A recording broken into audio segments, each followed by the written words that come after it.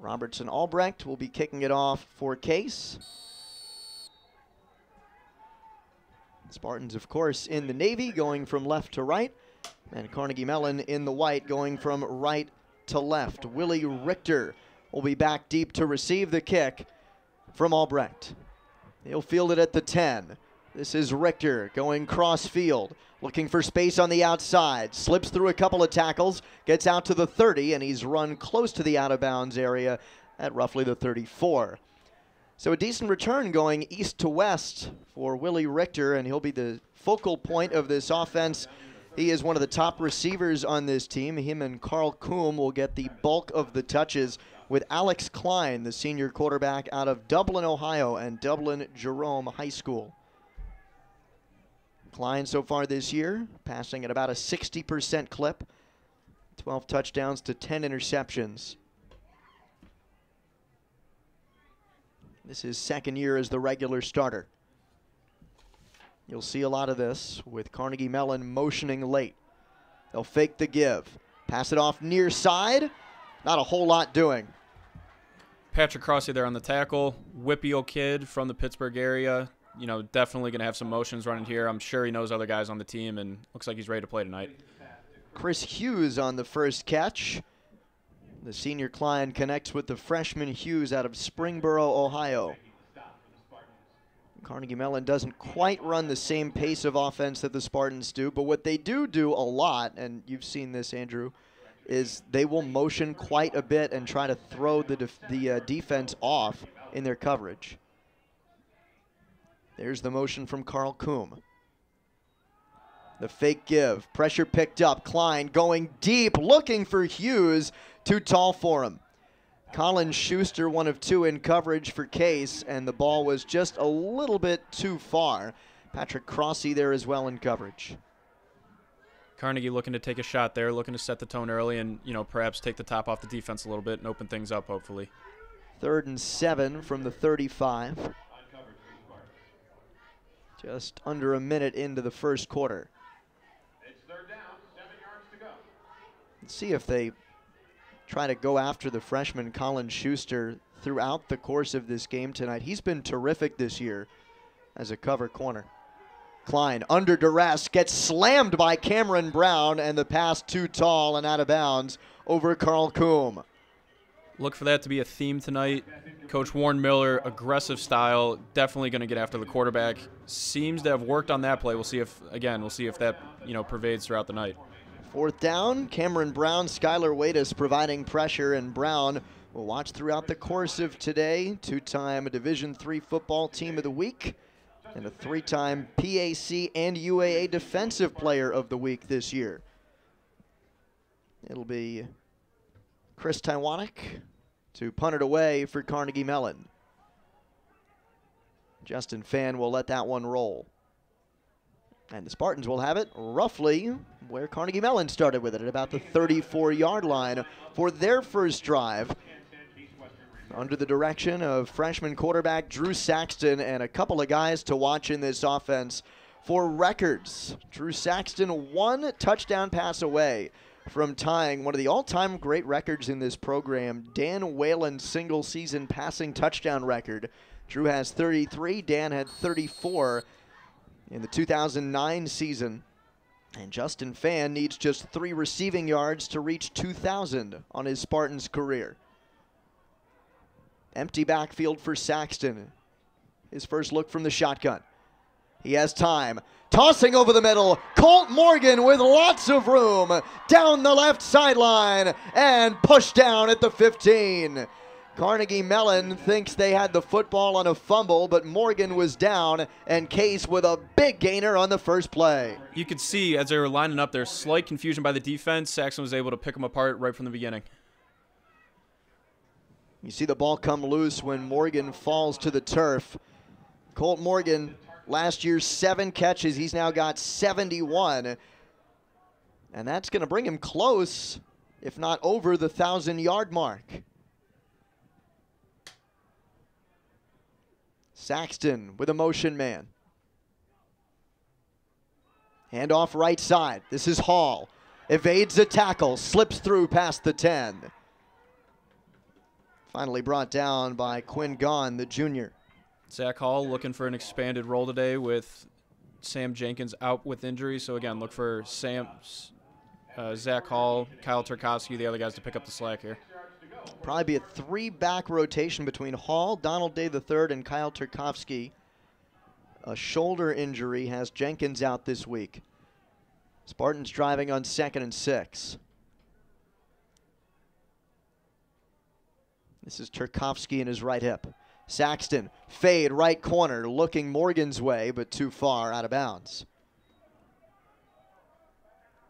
Usually, there's a pretty good size mismatch with Colt Morgan, and that may be the case oftentimes this week, but sometimes if they match him up with Ethan Anderson, who's 6'4", to Colt's 6'5", it'll pretty well be a wash. Third down and 6 yards to go for the Spartans. That's not the matchup here, at least not how they're lining up. 6'2" Anthony Kennan is on Morgan. Saxton on 3rd and 6 from the 8. Pressure coming, dump off, Turkowski to about the 4. The marker for the first down is at the 2.5-yard line, and so that will set up a 4th down and short situation. And this might be just short enough for a field goal, which is not something that Greg Debelak likes to do very often. Big rivalry game, looking to put some points on the board. Might be a short kick. It is a tough angle, though. We'll see if we can come through here. Albrecht, 6 of 6 on field goals this year, the freshman from the right hash. Hold by Spitali is good, and so is the kick to put the Spartans on the board first. First big play from scrimmage, Drew Saxton to Colt Morgan sets up the short chip field goal by Robertson Albrecht, and the Spartans on the board first in the 33rd Annual Academic Bowl.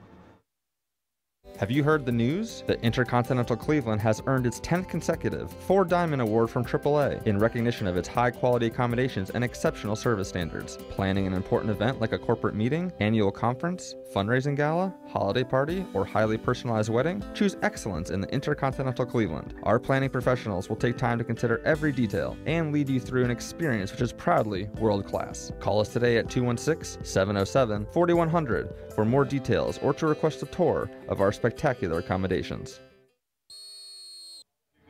Spartans leading 3-0. Robertson Albrecht with the field goal. He's now 7 of 7 in this, his first season with Case. And he'll be kicking off to Carnegie Mellon again with Willie Richter back deep to receive.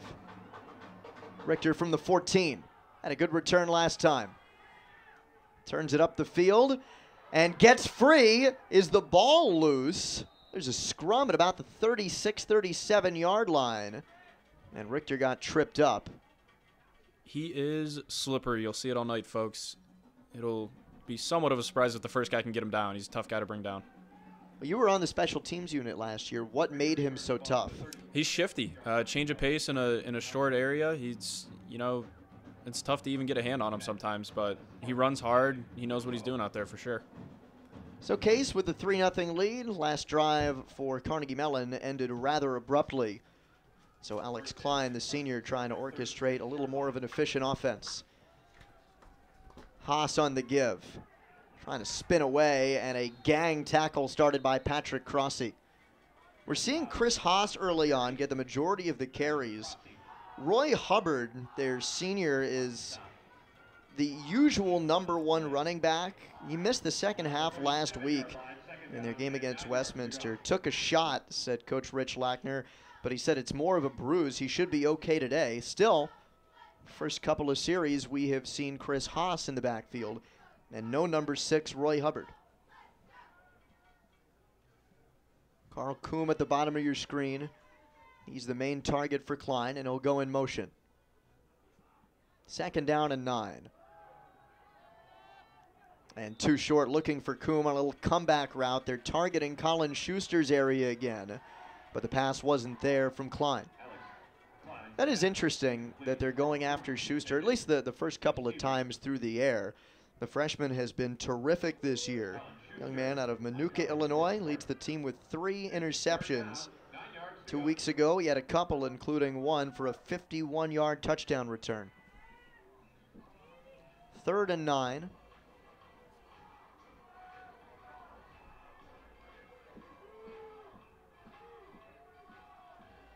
Klein in the shotgun. Pressure coming.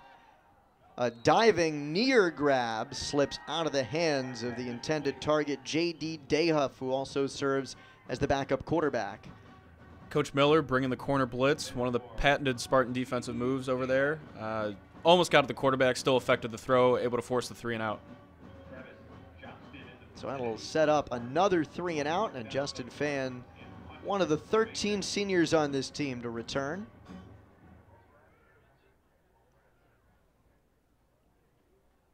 Spartans look like they might bring pressure on this punt.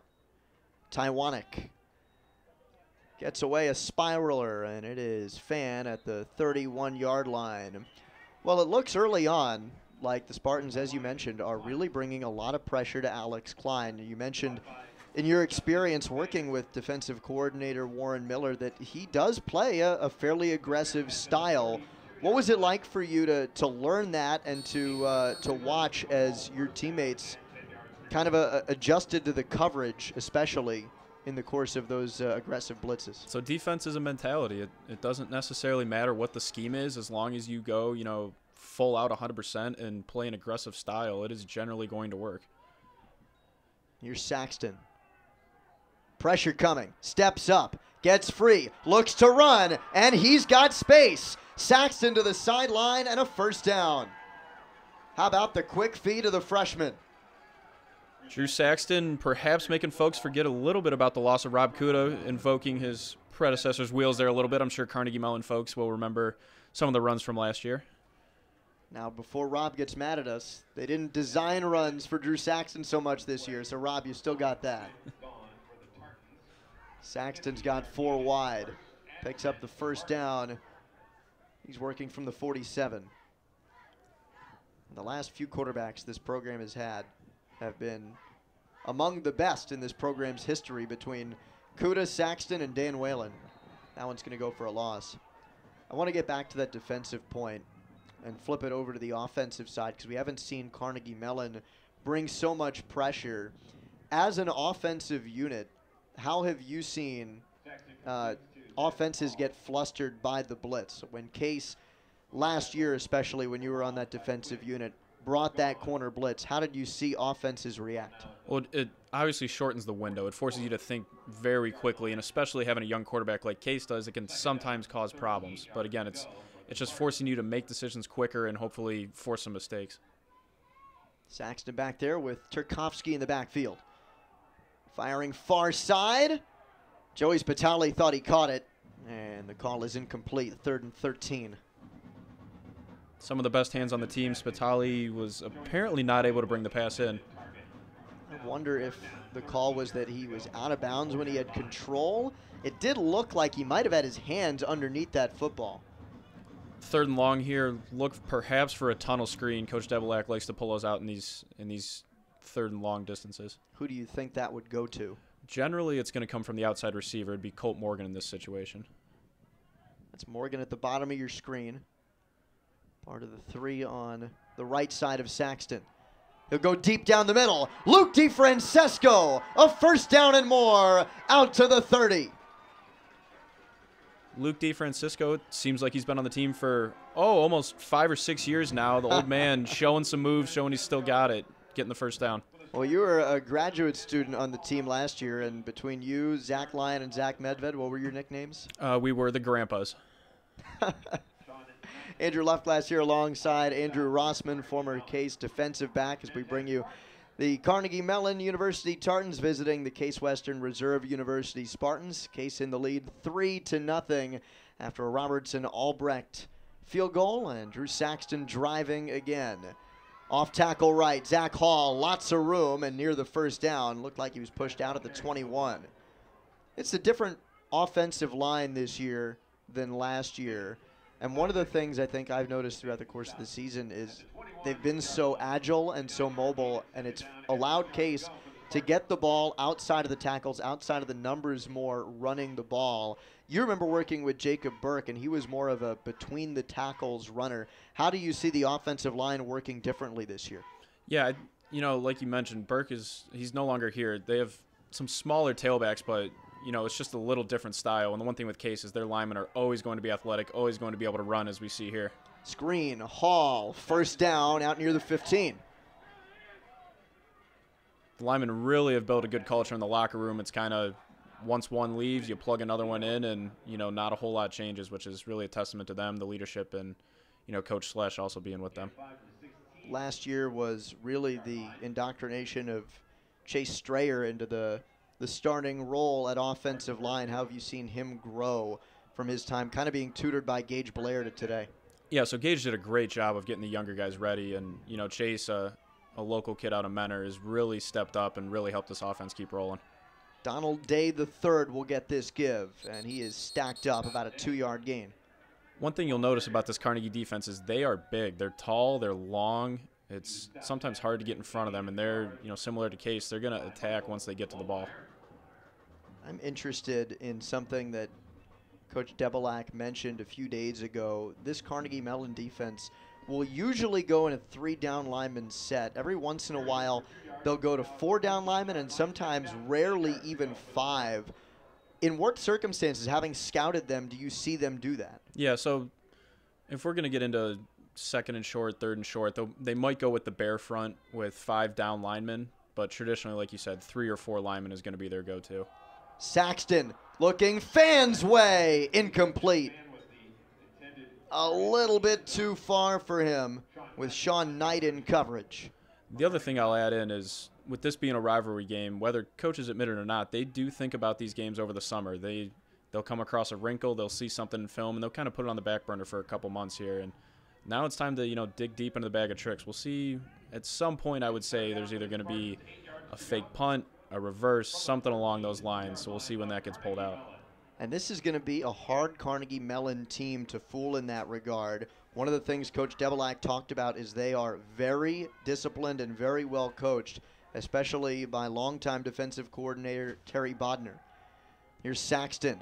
Had that pass tipped, and it'll be 4th down. Twice now the Spartans have driven deep into enemy territory, and it looks like twice they'll come away without a touchdown. The special teams unit coming out once again. This is terrific defense by Carnegie Mellon, backed up as far as they are. Case doesn't do this. They now are trying for their 8th field goal when in the red zone this year. The Spartans operating at nearly 95% efficiency when getting in the red zone. Albrecht, big booming freshman, boots it through. Well, despite the Spartans getting stacked up when they get deep, a rarity, Robertson Albrecht has the Case Western Reserve University club up 6-0 about halfway through the first quarter against Carnegie Mellon.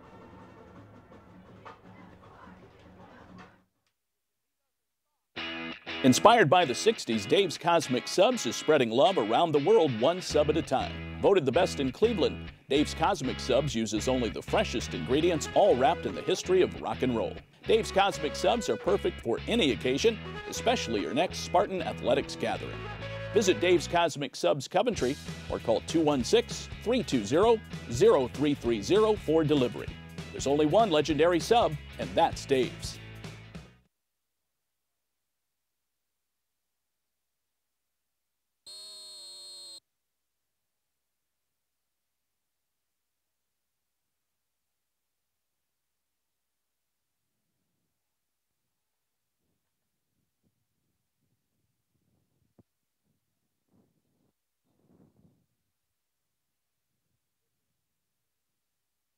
Out of bounds there.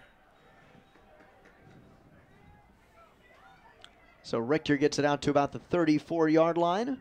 6-0 Case on a couple of field goals by Robertson Albrecht. It's been a defensive struggle, at least relatively speaking, for Case. They've gotten into the red zone twice, haven't been able to get it across the goal line. And for Carnegie Mellon, they have gone 3 and out twice. Alex Klein is trying to get things moving a little bit more efficiently in this drive. Again, it's Chris Haas as his tailback. He'll get the give. Shifting between tackles and wrapped up by Crossy, a gain of about 4. Haas and Hubbard kind of splitting the duties, taking over for former All-American running back Sam Banger, who graduated last year, stepped in from day one, played pretty much for 4 straight years. Definitely a tough runner.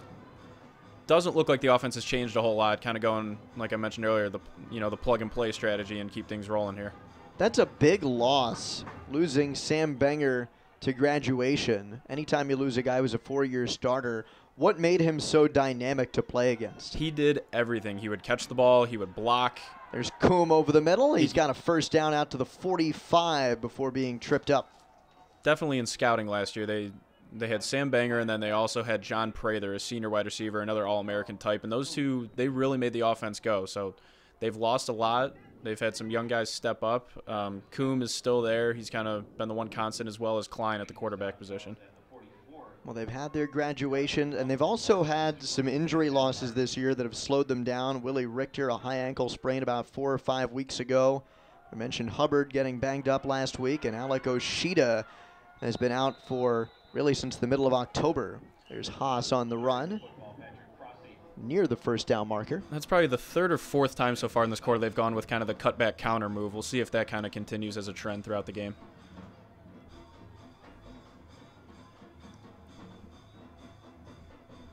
Same set with Haas out there, along with Carl Coombe on the near side. They will give a gain of 11. Originally, they put up 2nd down, and they will make it 1st down. Just enough from the 33. Klein dropping back, looking right, and he's nearly got his man. Incomplete near the sideline. That was in search of Willie Richter. Tossed up a little lollipop. Willie ran under it, and on the shove it looked like, lost the football. So far, it doesn't seem like the conditions are really hindering either of the quarterbacks. I would be shocked if the wind chill is anything above 25 currently. Pretty cold out. Not a whole lot of wind. We have a little movement on the goalpost, but it looks like the quarterback's been able to sling it around a little bit so far. And if you were here this morning, that would have been a totally different story. It was gusting, it was windy, it was blustery, it was snowing. It's changed as the night has fallen. Coombe in motion. Brown in pursuit and forces Klein to throw low. That has to be no fun when Cameron Brown's coming at you. No, he is what we're going to call the gentle giant. If you talk to him off the field, one of the nicest kids you'll ever meet. If you talk to him on the field or encounter him on the field, it's a whole different story. He is an animal. 3rd and 10 from the 33. One thing to watch on that last play, they had the running back dip under. Looked like a shovel pass was in the works there. They may have just run that as a dummy there. I would be shocked if they don't come back to it later. You think they'll run the shovel pass later on? Yep. So they put it out there. I'm sure Coach Miller or someone up in the booth saw it, and they'll keep it in the back of their minds. Haas to Klein's left. The drop back. Looking right. Little blown coverage, an incompletion, and a flag. I wonder if Carl Coombe is going to get flagged here for offensive pass interference. Looks so. Skylar Wattis was in coverage, and at some point he ended up on the ground, and Coombe was running free. Well, our officials are going to huddle. For reference, by the way, officials today, referee Jeff Vrabel. We'll get the call first, then we'll introduce you to the rest of our officials. The call being made by 2 referees, as well as Kevin Christis, number 20 for the Case Western Spartans. Making sure everybody knows. Yes, sir. There's Jeff Vrabel, our head ref today. Pass interference. Offense, number 13. That penalty is declined. 4th down. So Jeff's out there. His umpire is Jeffrey Rayner. Linesman Bill Schottenheimer. Line judge David Trufa. Back judge is Gregory Neugebauer. Our field judge is Jeremy Kianko. And our side judge, Undra Johnson. Kind of a tough spot in the field here for Carnegie. It looks like they're going to keep the offense out there. We'll see what they cook up for the Spartans. 4th and 10 from the 33. Yeah, this is kind of in between territory, and Carnegie looked like they just wanted to see what Case was running out there, and now they'll call the timeout, and I would think this is going to end up in a punt. I would say you're correct. It's going to be a 50-yard field goal from here, and in these conditions, I do not believe that's on the table. They could keep the offense out there. We'll see what they go with. It's going to be one of those two, more likely than not. Just for reference, Brandon Nguyen is the place kicker for Carnegie Mellon so far this year. He has gone 5 of 7 from the 30 to 39-yard distance. He's 6 of 10 overall, and he's tried one from 40 plus and missed it.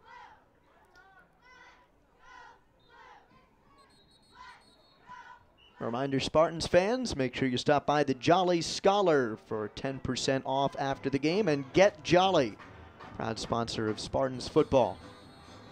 4th and 10 from the 33. Here's the offense again, led by Alex Klein, and so they will remain out there.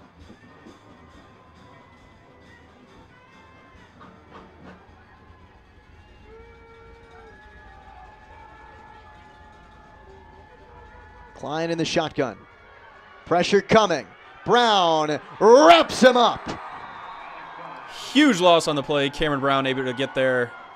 One of the absolute best pass rush specialists in the entire country. Huge play for the Spartans. Saxton and the crew are headed back out there.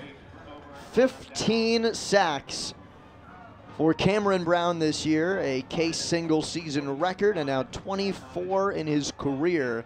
That's 5th all-time.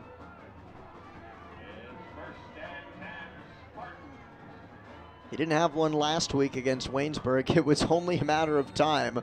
The previous 3 weeks, Cameron had 9.5 sacks combined over the course of 3 games. Saxton in the shotgun after the turnover on downs. The Spartans leading 6-0. Saxton evades, tosses one up, incomplete. A little bit too far. Intended for Zach Hall out of the backfield. Zito really did a good job of sticking with that Zach Hall there. Anytime you see a linebacker sticking with a shifty running back up the sideline, it's pretty impressive. Quinn Zito, the senior in coverage. That's not something we've seen the Spartans do much of. They haven't targeted Hall as a passing option out of the backfield, but they do here. Remember, no Sam Jenkins this week. So perhaps that's a little bit of why we're seeing Hall in the passing game. Handoff this time to Hall. And he gets dragged down nearly immediately by Skylar Blacker. He blocked 2 kicks last week, and that got him onto the D3 Team of the Week. This one sets up 3rd and 10.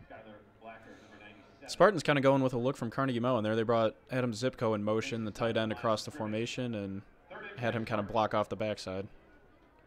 Colt Morgan's on the bottom of your screen. There he is. Now a 1,000-yard receiver, his first play, and the first play for the Spartans today, a 54-yard strike to him to get him over the 1,000-yard mark this year. Pass comes his way, and he has got it. First down for Case. Really a solid throw from the freshman Saxton there over to Morgan. And the problem with Colt Morgan that you're going to encounter, you can cover him for 15 yards, but that 16th yard, he's going to squeak open and make a play like he did just there. Would you say that he is sneaky fast? Because he's a big guy. If you go down and run with him, he is fast. There's no other way to put it. He's a big guy. He's got long strides, and he's going to escape you eventually. Saxton has Turkowski in the backfield, trying to help with the pass protection. It doesn't work. A sack, but flags fly. Total collapse of the pocket. If one guy didn't get him, I think there was 2 others there. Michael Lohmeyer is going to be credited with at least half a sack there. Long Tran bringing pressure on the right tackle, Stephen Bocci. Number 68, that penalty is declined. 2nd down. Holdings on Derek Klontz, the left tackle. And it doesn't matter.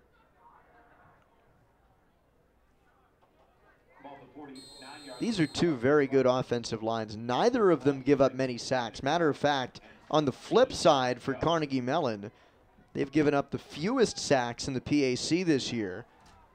Case not terribly far behind that. The 2nd fewest. 2nd and 16 though. Saxton hit as he throws. Still, was it caught? Joey Spitali says he got it. No, incomplete is the call. Let's take a look. This is going to be close. Flags flying from the back. In between 2 defenders. Ruling on the field is an incomplete pass. Pass interference. Defense, number 29. One hand. I think he got it. 15-yard penalty.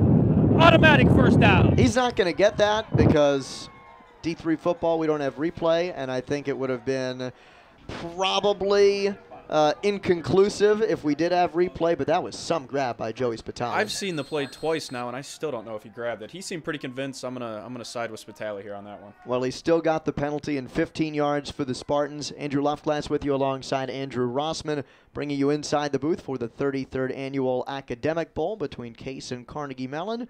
First down and 10. Drew Saxton, drop back, looking long. Incomplete. Justin Fan going up with Quinn Zito, and again, great coverage by a linebacker. One thing to notice here, Case Western is 8-1 overall. Carnegie Mellon's 4-4. There's been very little difference between the teams so far. Carnegie has showed up, and they are ready to play. Do you attribute at least part of that to the rivalry nature of the game? I attribute a large part of that to the rivalry nature. It's, like I've said, it's a different feel here. No matter what the records are, these teams are going to be ready. Last year was a doozy in Pittsburgh. So far this year, the Spartans' offense has been in gear, but they have not broken the plane. 2 field goals by Roberts and Albrecht. That's it. And a flag flies. That's going to be on Case, more likely than not on 2nd down and 10. And a Case team that does not get flagged. Offense, number 3. 5-yard penalty. 2nd down. Luke DeFrancisco there came in motion. They might have said he was moving forward. I didn't particularly see it, but there was some issue there with the motion that Luke was in. And you could hear him saying that through the ref mic. Yeah. He says, I was in motion, I was in motion. This Case team, talk about them not being sacked a lot. They also don't get flagged a lot. Fewest penalties and the fewest yards given up to penalties this year in the conference. 2nd and 15. And Saxton dropped again. Quinn Zito able to wrap him up. Perhaps a troubling trend here for the Spartans. They are fine, but until they get to the other side of the 50, they start backing up. And, you know, based on how their defense is playing, it hasn't bit them in the butt yet, but that is not something you want to see continue here. And by the way, that was Zito on the sack, and a correction from earlier. It was Sean Knight who was in coverage against Justin Fan earlier in this series and nearly had the interception.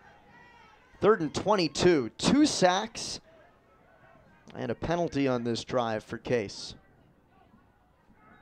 Saxton stepping up and firing for Morgan. That's not going to be enough. He needed to get to the 26-yard line. He got to about the 33, and so it'll be 4th down. Knowing Coach Debelak, I would say he is going to go for this here. Kind of no man's land situation. Yeah, it's a tough spot. You don't want to punt it. You also, there's very minimal chance you're going to kick a field goal from here, so we'll see. I would say strong chance they're going to go to one of their go-to receivers here. Perhaps Colt Morgan. Justin Fan is also in the slot on this play. 1 minute left in the first quarter. 4th and 7 from the 33. That's Turkovsky in the backfield. And a 4-wide set. Pressure coming. Saxton, left side, incomplete. Turnover on down. Spartans want a flag. They won't get it.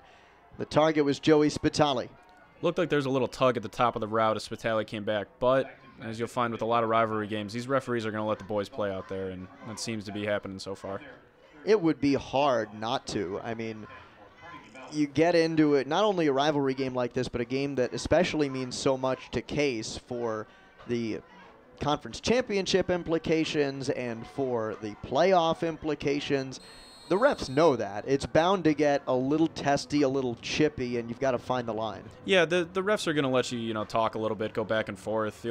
At some point, I'm sure you'll see some pushing and shoving after the whistle. You just got to be smart about it and realize when you make a mistake with something like that, you're costing the team, not just yourself.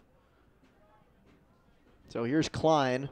Both teams now have had a turnover on downs, back to back. Here's Haas again on the give. If you saw there, Coombe came across the formation, and they ended up running back to the right. So he motioned left and came back to the right. So Carnegie really, their offense is really predicated on the motion of that tight end H-back position, and at some point they're going to start, messing around with the defense and giving dummy looks and stuff like that. How much do you prepare leading up to this week in film sessions on that motion. Yeah, so it's a focal, because it's a focal point of theirs, we focus on it a lot as well. And you know, you have the other games they've played, you have that tape. A big collision. Crossy and Richter collide. Crossy was going for the football, but I think he's going to get flagged for pass interference. Always a tough call for the refs. Offense and defense, they do have a right to the ball. You kind of got to use your judgment on that one. Patrick Crossy coming over the top. It was Chris's in coverage as the corner, and Crossy came swarming in. There is no foul for pass interference. The Yeah, defender was going for the ball. that seems like the right call. It was incidental contact. Christus and Crossy there, and as I touched on earlier, both teams heavy presence of Western PA kids. Many of them know each other, have played with and against each other. Just kind of, adds fuel to the fire here with this rivalry game. And you talk about the recruiting aspect as well. Most of these guys were recruited by both Case and Carnegie Mellon. That's not only do these players know each other intimately, these coaches know these players intimately. Always kind of a weird thing to see a kid on the other side that you put about 2 years of recruiting into. 3rd and 7 from the 36. This should be the last play of the quarter. Haas on the give up the middle. He'll slip his way to first down yardage. Near midfield out past the 45. And so Carnegie Mellon driving as we put an end to the first quarter. Case Western Reserve University 6, Carnegie Mellon University nothing in the 33rd Annual Academic Bowl. Have you heard the news? The Intercontinental Cleveland has earned its 10th consecutive 4 Diamond Award from AAA in recognition of its high-quality accommodations and exceptional service standards. Planning an important event like a corporate meeting, annual conference, fundraising gala, holiday party, or highly personalized wedding? Choose excellence in the Intercontinental Cleveland. Our planning professionals will take time to consider every detail and lead you through an experience which is proudly world-class. Call us today at 216-707-4100 for more details or to request a tour of our spectacular accommodations. In honor of Veterans Day tomorrow, we ask that all veterans in the stands please rise. Case Western Reserve University with a 6-0 lead over Carnegie Mellon, the 33rd Annual Academic Bowl from DeSanto Field in Cleveland. Andrew Luftglass, Andrew Rossman with you inside the broadcast booth. It is warmer up here and inside the closed windows than it is down there on the field. I'm sure lots of hand warmers on the sidelines. It is Carnegie Mellon driving after a first down rush by Chris Haas. No team has gotten into the end zone just yet. Robertson Albrecht with 2 field goals for Case. His longest was 31 yards. Klein over the middle. That is another first down for the Tartans. Willie Richter got it, and a flag flies from the far side.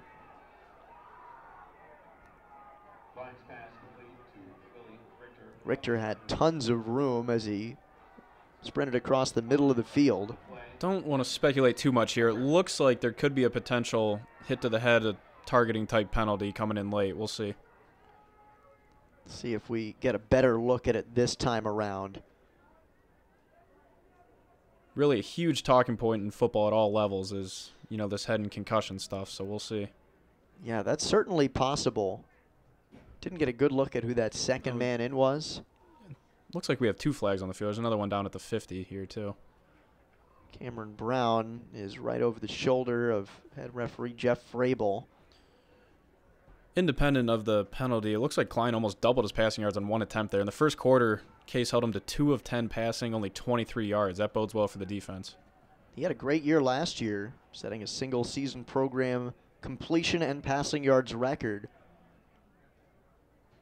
There is no foul for targeting as the runner was deemed to have been hit on his way down. However, ineligible downfield on the offense. 5-yard penalty, first down. Well, that certainly changes things. Take a look at our great crew this week. Brian Trail is on camera along with Kevin Gibson. Brian Landers on our video replay.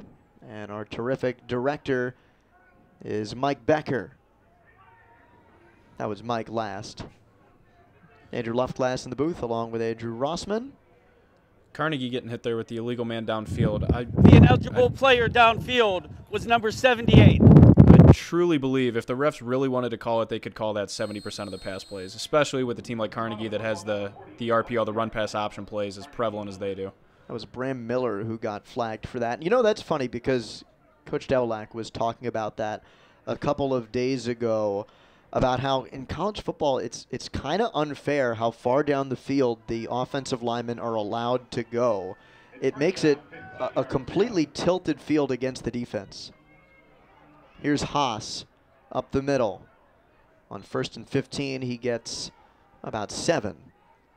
Yeah, one thing with the illegal man downfield, it's kind of akin to, in baseball, there's kind of a silent understanding of the use of pine tar, some pitchers using illegal stuff, and you know, football coaches are kind of the same way. We're not going to call you on it because, well, we do it at the same time. So, intercepted. Back the other way. This is Kevin Chrisis to the end zone.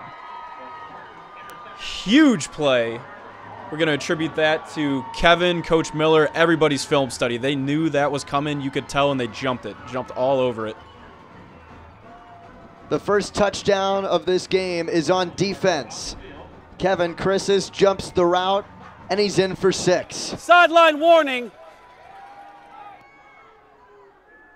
Well, now we're starting to see the referee step in a little bit. You heard Jeff Vrabel intervening.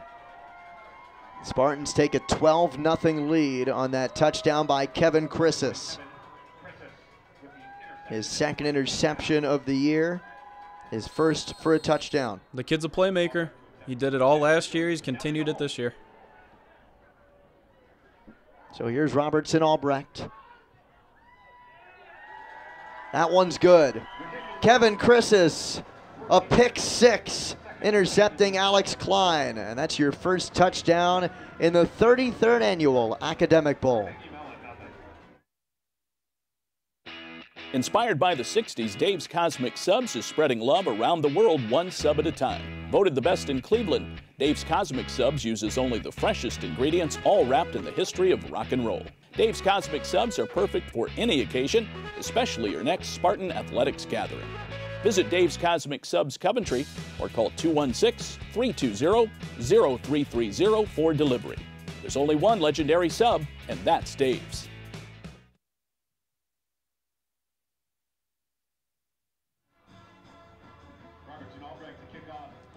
Kevin Chrisis made no mistake on this pick 6, and the Spartans notched the first touchdown of this ball game. You saw him jump that route, Andrew. How many times did you see that last year? It's, you know, so with Coach Ben Lally and the DBs, they call themselves the Sharks, and they are all about turning the ball over, big plays, big hits. Again, throughout the whole defense, you know, they have the aggressive mindset, and that's really showed up there, making a huge play. Offense hadn't been able to get it done so far. Chrisis steps in, gets the team going. Robertson Albrecht, after the ball fell off the tee, he resets it. Low line drive kick, scooped up by Richter. Willie Richter shifts, shakes, looking for space. Gets past the 30 again. He's done that reliably, and now it'll be up to Alex Klein to make up for that last error and get Carnegie Mellon down the field. Really kind of the opposite of last year's game so far. Last year over in Pittsburgh on Carnegie's campus, Carnegie got out to a pretty good lead, double digits, I believe at halftime, and Case had to play from behind. Kind of the opposite here. We'll see if Carnegie Mellon is able to respond. Let's talk a little bit about that game. For my money, that's got to be, if not the best, one of the premier finishes in this rivalry's history. We'll touch on it. Klein in the shotgun. After the motion, give to Haas. Almost slips through a little bit. Got a couple of yards. Last year, as you mentioned, double-digit lead for Carnegie Mellon. They looked like they were going to ice it. And then, as they were kneeling to finish it off, a penalty on the snap continued the game, and it would have been, no question, over if they were able to keep kneeling. And Case had one timeout. Over, yeah, we had one timeout. We were not able to stop the clock again. There was a penalty, a personal foul on Carnegie Mellon, stopped the clock. We took our timeout and forced them to punt. And then chaos ensued. Zach Lyon, fifth-year senior, was able to block the punt. Justin Fan, right spot at the right time, scoop and scored. It only got crazier from there. There was a kind of a failed squib kick. Carnegie was able to pick it up. The lead was 3 at that point. They tied it up, ended up going to overtime, and on the first possession, Case was able to win it. And a great fourth down conversion by Rob Kuda on that game-winning drive as well in OT. Justin Fan on the touchdown reception to win it. Alex Miller on that last catch got the first down. And now they give to Haas again on 1st and 10. They'll get it out near midfield. This is really a big drive for Carnegie. They're already down double digits. You don't want to get into a 3-score situation here. It leads 13-0. They need to get on the board here. Things could spiral out of control. If for no other reason, then you've got to feel just devastated. Not just being down by this point total, but also having that 0 up on the scoreboard. And the way it's happened, too, with the interception, a couple of 3-and-outs, and a turnover on downs. Yeah, no, I would say Carnegie has absolutely held their own. They've played much better than the scoreboard might show, especially getting the 2 stops deep in their own territory, forcing field goals. That's a gain of 4. It'll get them near the sticks, 3rd and 2. Haven't really seen anything deep from Carnegie yet. They've kind of been, picking and prodding their way down the field. We'll see if they try and open it up again. We saw on the second play from scrimmage, they tried to go deep. 3rd and 2. Klein gets his motion man. The give is right up the middle to Haas. He is pounding his way to the first down. Out to the Spartan 39. Josh Smith there with the assist, and we might give him the whole tackle there, but Josh, Atlanta kid, super athletic, sophomore. The sky is really the ceiling with him. He can go as far as he wants to go, so it's nice to see him grow from his freshman to his sophomore year, and he's definitely stepped up. He's one of the leaders on this defense already. So first down. And that one off the hands of Klein found Haas, and it looked like it was designed in the end, but it certainly was not. Well, sometimes Timeout for a defensive injured player. Sometimes when it gets cold out there, that football can feel like a bar of soap, and you saw that on that play. Well, as you heard, a timeout for an injured defensive player for Case. I don't know if you were able to pick up who that was. That would be Ian Henderson, defensive tackle, senior defensive tackle for the Spartans. Oh, well, that would be a big loss if he's out for any stretch of time. He's a big reason why this 3-man front is so effective. Anytime you got somebody up there, especially at the D3 level at his size, 6'6", 340 pounds, he can really push and shove his way through and open up the holes for the likes of Cameron Brown and the linebacking core. Ian's specialty is forcing 2, sometimes 3 people on the other team to get in front of him. And, you're not going to see him have 10, 11 tackles or, even tackles for loss on the day. But what he does do is he allows the linebackers to penetrate, get in there, and they're going to make the plays. Super unselfish player. He knows what his role is, and you say he's a big problem. We're going to emphasize big. He is Division I big. Kid out of Detroit, really a problem for the opposition. Yeah, you almost have to stick 2 or 3 guys on him, and those are, a couple of bodies who could realistically be assigned to the linebackers shooting through the gap or to Cameron Brown, and instead it's their job to make sure they pick up Ian Henderson, but he's down on his belly right now after, I would assume, getting just tangled up in the middle of that play. Mm-hmm. See Cam Brown there. Him and Ian are really, really close. Really good friends on and off the field. You never like to see this happen to anybody on your team, especially one of the guys that you live with and hang out with outside of the game. So hopefully Ian's all right. 13-0 Case leading Carnegie Mellon. 11:01 to go in the first half. We'll take an injury timeout. We'll be back from DeSanto Field. Have you heard the news? That Intercontinental Cleveland has earned its 10th consecutive 4-Diamond Award from AAA in recognition of its high-quality accommodations and exceptional service standards. Planning an important event like a corporate meeting, annual conference, fundraising gala, holiday party, or highly personalized wedding? Choose excellence in the Intercontinental Cleveland. Our planning professionals will take time to consider every detail and lead you through an experience which is proudly world-class. Call us today at 216-707-4100 for more details or to request a tour of our spectacular accommodations. You see Ian Henderson walking off the field and kind of craning his head and his neck, twisting and shifting his shoulders, so hopefully he's okay as he exits the playing field, and the Spartans will have to change things up a little bit defensively without their big man in the middle of their 3-4. Here's Haas on the handoff. Not much to be had on second down. When Henderson comes out, he's most likely going to be replaced, as he is now, by Andrew Lease, 91, another Pittsburgh kid, Seton LaSalle High School.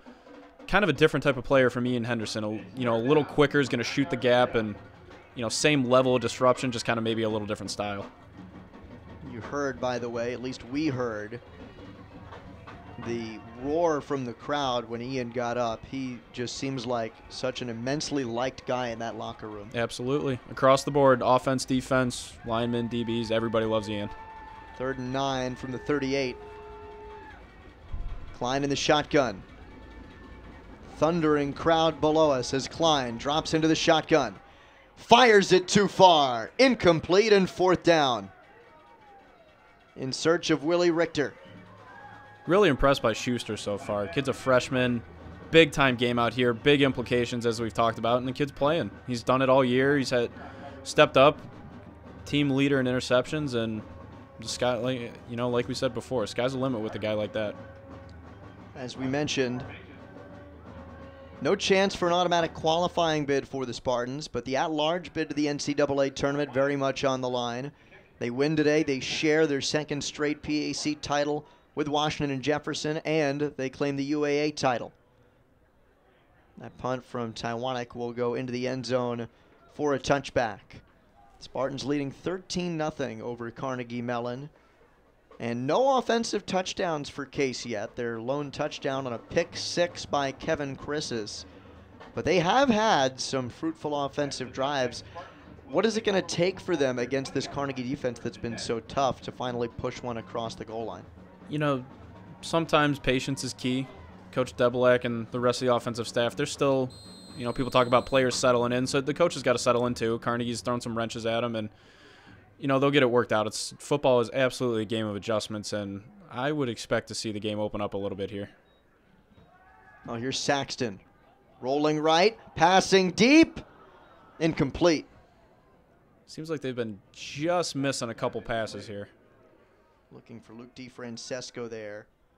And just is the operative word. That was off the fingertips of DeFrancesco. It's really been fun to watch how well the freshman Saxton has developed a relationship and a chemistry with these veteran wide receivers. It's impressive. They talk about how a catcher, manages a pitching staff in baseball. It's the same type of dynamic here with the quarterback and the receivers. They have to be very close and have a tight bond if they're going to be successful. Saxton near side, Morgan trying to maneuver his way through, but he's dragged down. We hit on the size of Mellon's defense earlier, so especially with a guy like Colt Morgan, there's going to be a lot of times when he's looking 4 or 5 inches down on the corner. This is not the case with this team. I think 6'2" out of one corner, 6'4" out of the other. They got some big guys out there. They are not going to be intimidated by 86. 3rd and 5 from the 25.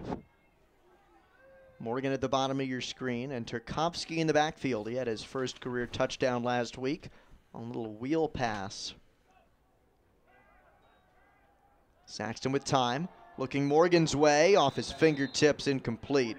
Coverage coming from the top that time by Anthony Kennan. Morgan had Quinn Zito, the linebacker, on him, and I guess Carnegie Mellon feels like they can run a linebacker against Morgan because he's a big guy. But like you said, he's fast, and he beat Zito. He needed Kennan to help out in coverage. Yeah, Carnegie really does a good job of, at least trying to keep everything in front of them. They're going to have linebackers and DNs underneath, and the safeties are kind of lurking there in the back. Chase Whitty on the punt gets run into, and there's a flag flying from the back. Whitty claps his hands as he runs off the sideline.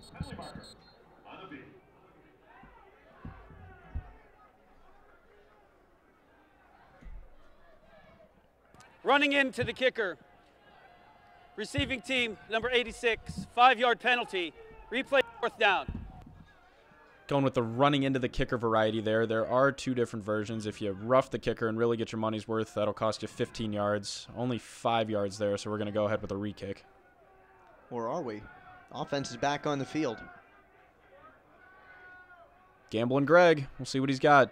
You know, deep in his own end. He's, at least for now, it appears he's going back out there. Colt Morgan was grabbing a Gatorade and has to be told that they are going for it. Hurry back up.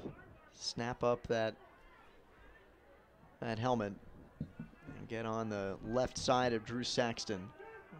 The officials huddling.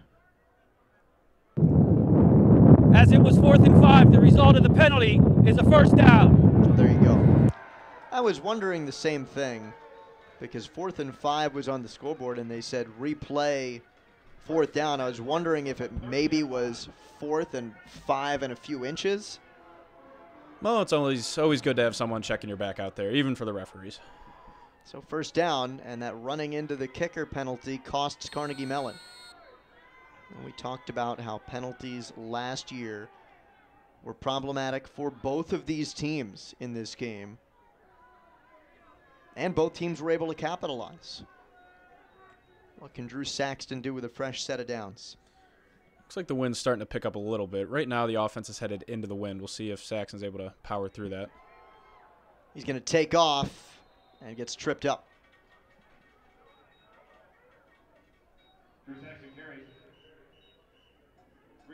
Just want to touch for a moment on this wide receiver group. We have, you know, there's four receivers out there right now. 3 of them are seniors. All of them huge contributors. Joey Spitali, Luke DeFrancisco, Justin Fan, huge guys in the locker room, huge part of that group. And, you know, there's going to be opportunities here next year for guys to step in. They got some big shoes to fill. Not that they can't do it, but it's going to take a lot. These guys mean a lot to the program, to the offense, and, you know, the team as a whole. 2nd and 7. DeFrancisco thought he was tugged from the back. No flag coming in, though. Thomas Paluchko was in coverage.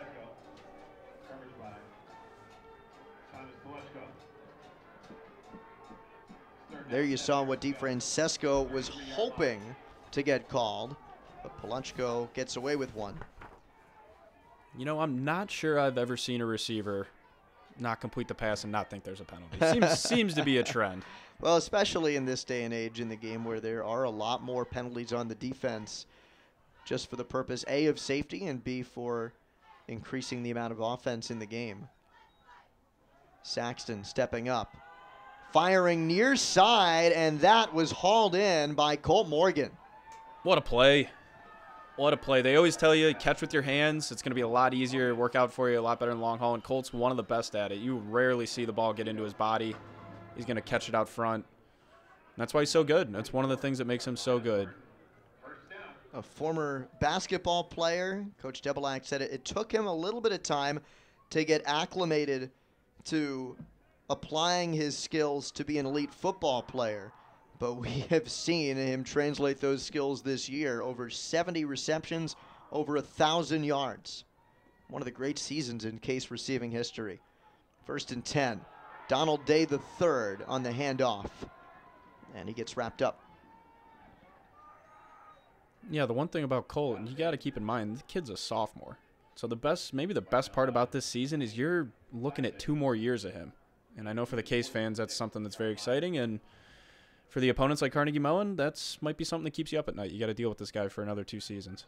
Yeah, so for all the guys who you have graduating, you've still got your top receiving target this year who's paired with a freshman quarterback. You have a freshman quarterback, you have a sophomore receiver. Pretty much all 3 of the main running backs are going to be coming back next year. So, I think the machine will keep rolling here. And most of the offensive line, though Carnegie Mellon's given them fits today. That's Quinn Zito on another sack, their 3rd of the game. Their D-line is getting after it. And, the easiest way to stop a potent passing attack like Case Western, get after the quarterback. You see it, on the off chance that the New England Patriots do lose, it's usually a time when Tom Brady's running for his life back there. So, like I said, if the easiest way to stop the deep ball is get after the quarterback. Well, Case with the best passing offense in the PAC. And you know what? They pretty well picked apart one of the best passing defenses in the conference, Waynesburg, last week. They're having a tough time with the 6th best passing defense in the conference because of this pressure. Here's Saxton, 3rd and long, escaping and tossing it out of bounds. Really a tremendous play there by Saxton. You know, they didn't pick up the first down, but what they didn't do also is they didn't take a 10-yard sack. They didn't flip the field completely. So, you know, seeing something like that out of a freshman quarterback, it's impressive. He can throw touchdowns, he can make runs, but having the poise to do something like that is just as important sometimes. Michael Lohmeyer and Connor Faith in pursuit, setting up 4th and 13. Remember, there was a running into the kicker penalty last time Chase Whitty was out there, and it gave the Spartans a first down. Willie Richter is back to return, and that one was not the best of punts from Chase Whitty. He is frustrated with himself, and Carnegie Mellon's going to get good field position near midfield. Whitty, the ever-popular wide receiver punter combo, he's a lot more talented than that. I would be shocked if he had another one of those tonight. He'll get back on track.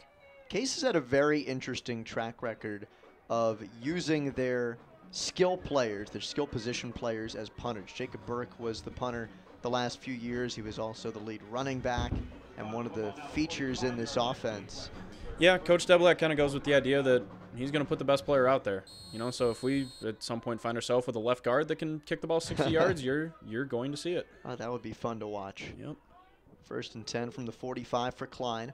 Again, it's Haas. We still have not seen Roy Hubbard, but Haas getting all the carries, doing a yeoman's job out to within 1 yard of the first down marker. Carnegie's line really starting to move some bodies down there. It's definitely easier to be a running back when no one's touching you until 4 yards down the field. Colin Schuster was the first to make contact. Isaac Withrow helping out. Still not a whole lot of passing offense here for the Tartans. You know, it doesn't necessarily matter how you get down the field, but I'm sure they would like some more balance going forward. They're usually a little bit better of a passing team than a running team, but it'll work. Even with their number 2 back, they're picking up a first down here. Their number 2 back, and not only that, but we talked about it before, in a year where they are minus one of the best rushers in program history in Sam Benger, who was so tough to stop all 4 years that he was the Tartans' starting running back. I can assure you that Warren Miller was not, he wasn't all broken up about the fact that Benger graduated. The kid was extremely good all 4 years. Here's Klein over the middle. Carnegie Mellon in for 6. Carl Coombe. Coombs been doing the dirty work. He's been coming to motion, blocking, dealing with the big uglies down in the line, but cut him loose there. Huge play. Josh Smith, the safety, came over. Just about had his fingertips on it. Wasn't able to make the play. Tartan's on the board, and what do you know? We got a ball game. We certainly do, and that is also the first offensive touchdown we've seen. Case's only score was on a Kevin Chris's pick 6, and they've got 2 field goals. See down there on the sideline, Adrian Cannon coaching up some of the defensive players. Adrian, Ace as we like to call him, graduated last year. Definitely one of the stronger defensive backs that Case has had over probably the past, 8 to 10 years. And team's lucky to have him helping out coaching this year, as well as Channon Demery, another outside linebacker that graduated last year. He's working with the linebackers this year. So it's cool to see guys that were on the team sticking with the program, helping kind of spread some of the wisdom and talent that they had to the younger guys. What was Ace like as a leader? Because Coach Debelak kind of circled him as one of the big losses to graduation this year. Yeah, so, he was great with everyone from his fellow seniors all the way down to the freshmen. And he was definitely a vocal leader. He was, he would get loud and get in people's faces when he needed to, and he had his own, style of leadership. He'd show you the way, he'd also tell you the way, and it worked. And he was a big part of the defense emotionally and also on the field, and the kid made plays. Case is lucky to have, found a guy like Schuster who's doing his part to fill the void. Kevin Chris is making plays, but it's hard to lose your number 1 corner, no matter how it happens. So we'll see. Defenses look good so far tonight. Brandon Nguyen's kick was good on the PAT, and this is Chase Whitty, who had that punt getting out a little past the 25. Love the versatility. Just a total jackknife out there on the special teams. Booting balls, also returning kicks. The punter, kick returner, he'll split out as the wide receiver. Yeah, whatever. Throw it on the resume. Do it all. You see that versatility a lot more in the high school game where guys will play on both sides of the ball. Chase Whitty, special teams expert. Here is Drew Saxton in a tight ball game, 13-7 Case. Zach Hall, and he has 4 white shirts on him, including Mr. Skylar Blacker. Been really impressed with the Carnegie Mellon defense at all, all 3 levels, the line, the linebackers, and the DBs. There's not a whole lot of room out there, especially running the football so far. Case continues to cycle through its running backs. We've seen a decent split where I'd say, I don't know, Zach Hall is probably getting about 50% of the carries. And then the other 50% split between Kyle Tchaikovsky and Donald Day III. 2nd and 8. Morgan near side. Out to the 30. And his forward progress is stopped. But again, you're going to see Morgan getting the bulk of the targets from Drew Saxton. And he's earned them. He has absolutely earned them. See, as a quarterback, you really like to have that one go-to guy where even if he's covered a little bit, you can throw the ball to him and he's going to make a play. So Colt has definitely filled that role for Drew Saxton here this year. 3rd and 4. What we have not seen is Justin Fan get his 3 receiving yards to get to 1,000. Or to get to 2,000 in his Case career. That one's going to be to Spitali and near the sticks. Looks like they'll move the chains. That was awfully close. A little surprised they're not going to stop and measure it, but looks like they're going to move it. See where he caught that ball. It looked like it was at the yard to gain. Maybe you could make the argument it was a half yard shy. Good job by Ian Anderson to immediately wrap up Spitali, but the officials think they have the spot. And you rightly noted that the route kind of, Spitali ran the route to the sticks, and that's what they're coached to do. If it's normally a 7-yard route and you need to get to 8 yards, you're going to bump it up an extra yard there. That's good coaching, good execution by Spitali. 2.5 minutes left in the first half. There's DeFrancesco to the far side. Saxon with the fastball. He might be a freshman. He does not lack arm strength at all. One of the best careers in Western Pennsylvania high school football history. And that's saying a lot given how well regarded that area is as a top location for high school football talent. That's deflected by the defensive line, and once again, Carnegie Mellon giving the Spartans offense fits. Drew, by the way, finished 6th in Western Pennsylvania history in passing yards, 2nd in touchdowns. He had nearly 100. You think of Western PA, an area that had, names like Dan Marino, Bruce Gradkowski for any Toledo Rocket fans out there. Anytime you can be in the top 10 for any record over in Western PA, it's really impressive. That's a deep ball. Justin Fan has got it. Out near the 20, and that's 2,000 yards on Justin's Spartan career. Justin Fan, another guy where the coaches on the other side have to be saying this guy's been here since 2009. He will not leave. He will not graduate, and that's because he's been so solid from day one, from his freshman year. He's been making plays, continues to do so here. We were waiting for Justin to get his 3 yards, and he got that and then some. A deep ball, and there must have been a breakdown in coverage because you do not let Justin Fan get that much room down the sideline. Yep, anytime you turn a guy loose like that, that's a problem. It's not gonna bode well for the defense. One of the few breakdowns we've seen in Carnegie Mellon's defense today. Saxton looking deep. End zone. Too far in search of DeFrancesco. Well, here comes crunch time. We got a minute and a half left here in the first half. Case has struggled in this area of the field. With the game being 13-7, if they can go in, make it 20-7 here, at the very least get a field goal, that's going to set them up pretty well for the second half. Last week we saw Saxton with yet another 5-touchdown performance. And he threw to 5 different receivers. It was the 4th time this year he has tossed 5 touchdowns in a game. 2nd and 10. Saxton to the end zone. Tipped, juggled, incomplete. Thomas Plutchko in coverage. And he was all over Luke DeFrancesco. Timeout. Really good coverage by Case. Plutchko. You see, he didn't Hits exactly get his head turned around, and when you don't turn your head around, it's so difficult to not have pass interference because you don't necessarily know where the ball is, and that's really when you see DBs kind of run pretty much right into the face of the receiver. So most of the time you're going to be coached to get your head around if you're in position. There's other times where you're burned and you can't help it. And so it's really a nice play by Carnegie Mellon there to bat the pass down. Case takes its first time out. Each team now with 2 remaining in the first half. Spartans 13, Carnegie Mellon 7. Thomas Plutchko has been one of the better DBs for this Tartans team. The junior and a former standout in Southborough, Massachusetts at Algonquin Regional High School. 3 interceptions so far, or 2 interceptions for him on the year. And coming off of back-to-back games with a pick 6.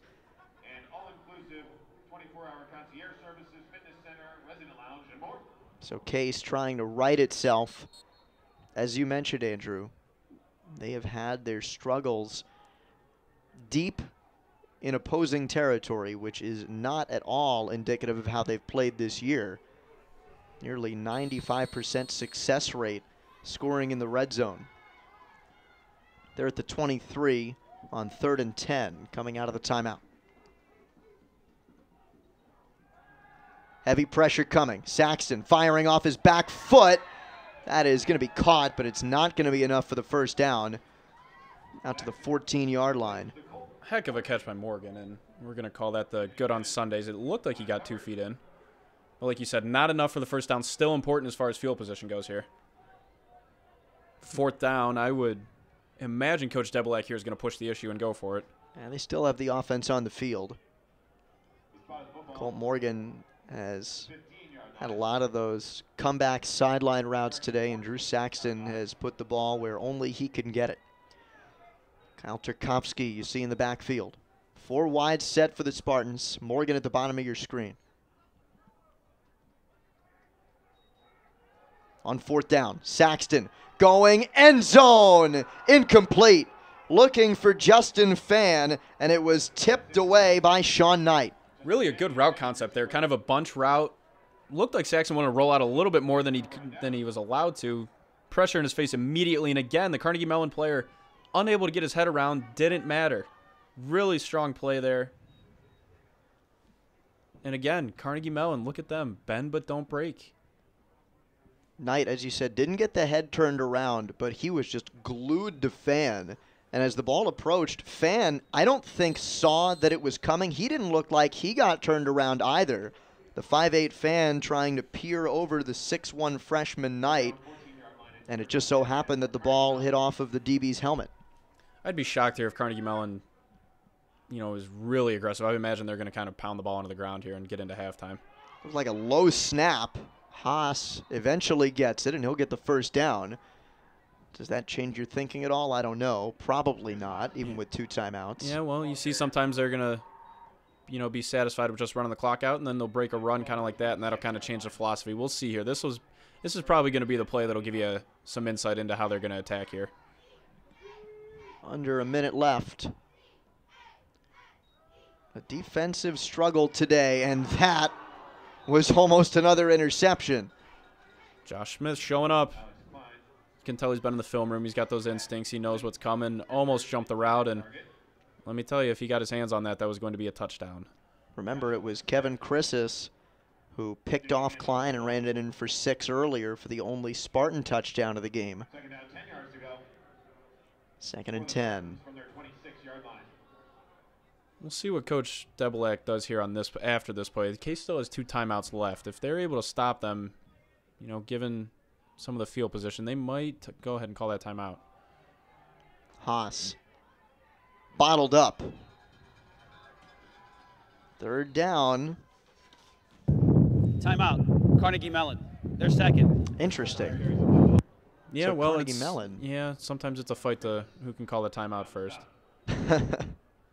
Well, Brian Victor was on that stop. 3rd and 9 from the 27. Why do you suppose they called the timeout, though? You would think that Carnegie Mellon would want to bleed the clock down to halftime. They, for some reason, they feel confident enough. They trust. Well, so the other thing is they have a senior quarterback here. They have Klein, and they trust he's going to make the right decision. Sometimes when you have a younger quarterback and you go to air it out here at the end of the half, they can get a little loose with the ball, and then you throw a pick and you really have a problem in your own end. But I would think they trust Klein, so they take the timeout here. We'll see.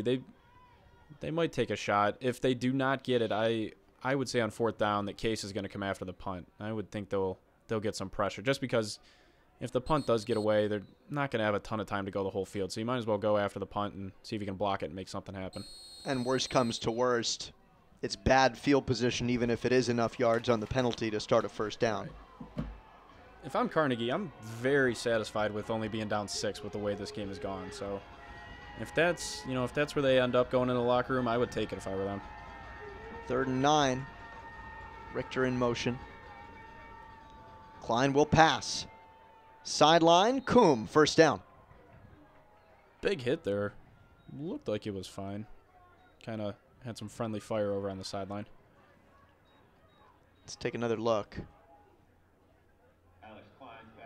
Looks like we won't get the look. There's Schuster on that little shove, and as you said, friendly fire. 31 seconds left in the half. Let's see if Klein can get off a big play if he wants to. Little shovel pass.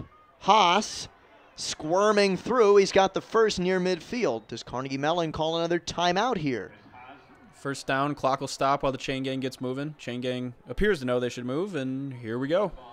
They're just going to spike it to stop the clock and not burn the timeout. 18 seconds left. I would look for more out-cutting routes, a little 2-3 yard arrow routes, maybe a 10-yard out route. There's not probably, because you with only one timeout, you want to save that here for the potential field goal. So I would think there's going to be some more out-cutting routes here, and as a defense, you know that, and you're going to at least attempt to protect the sidelines, and we'll see where that gets them. But I'm guaranteeing that Coach Miller has the same mindset too. Well, 18 seconds left, 2nd and 10 for Alex Klein and company. It was interesting, too, that they used that shovel pass that they had set up earlier in the game that you alluded to, Andrew. Here's Klein. Bombing one down the sideline. It is caught. Jamie Greenwell, his first reception and first target of the night. 11 seconds left, and Carnegie Mellon in plus territory. Timeout. Carnegie Mellon, it's 2nd. How about that? Yeah, he kind of chucked it up there, and you don't want to say it was a prayer. I'm sure he knew what he was doing, but he dropped in a perfect pass there right over Josh Smith's head. Heck of a play, and you think back just a couple, 4 or 5 plays ago, they were down in their own end, 25-yard line, didn't really have a whole lot cooking, and what do you know, one run, and they're off to the races. They're deep in Spartans territory now, and a touchdown here would be, would completely change the momentum going into halftime. Terrific protection for Alex Klein there, too. Cameron Brown, you saw in the replay, was trying to get around the right tackle, and a really nice job by Damola Orimalade to stop him and set up Klein, who stepped into that throw and got enough on it for Greenwell to make the grab. Now we'll get into some of the strategy here, because Carnegie Mellon's out of timeout. So if Case is able to tackle them inbounds short of the first down, you're going to see kind of a Chinese fire drill out there. It's going to be a little bit of chaos as they try and get this ball spiked. I would look for either shots to the sideline, or they might take a couple shots here to the end zone. But that short over the middle stuff is really going to be problematic for Carnegie Mellon here if they choose to go that route.